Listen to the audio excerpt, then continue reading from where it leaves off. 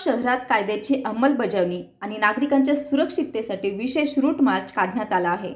कोपरगाव शहर पोलीस ठाणे, केंद्रीय राखीव पोलीस दल, द्रुत कार्यबल आणि केंद्रीय दंगल नियंत्रण पथकाच्या संयुक्त विद्यमाने शहरातील संवेदनशील भागातून हा रूट मार्च पार पडला।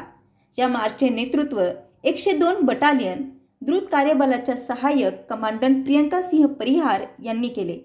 त्यांच्यासोबत पोलीस निरीक्षक दत्तात्रय मोहिते, जनसंपर्क अधिकारी संतोष दुधाने आणि 34 जवान सहभागी झाले होते। तसेच शहर पोलीस ठाण्याचे सहाय्यक पोलीस निरीक्षक किशोर पवार, पोलीस उपनिरीक्षक भूषण हंडोरे आणि 15 पोलीस कर्मचारी देखील या मोहिमेत सहभागी झाले।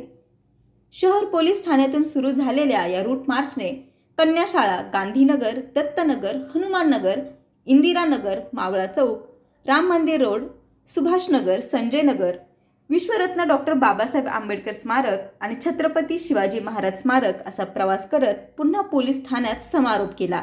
या विशेष मोहिमेचा मुख्य उद्देश शहरात शांतता आणि सुव्यवस्था अबाधित राखणे तसेच पोलीस दलाच्या तत्परतेचा संदेश नागरिकांपर्यंत पोहोचवणे हा होता। स्थानिक नागरिकांमध्ये सुरक्षिततेची भावना वाढली असून पोलीस दलावरील विश्वास अधिक दृढ झाला आहे। कोपरगाव शहर परिसरात रॅपिड ॲक्शन फोर्स आणि कोपरगाव शहर पोलीस ठाणे यांच्या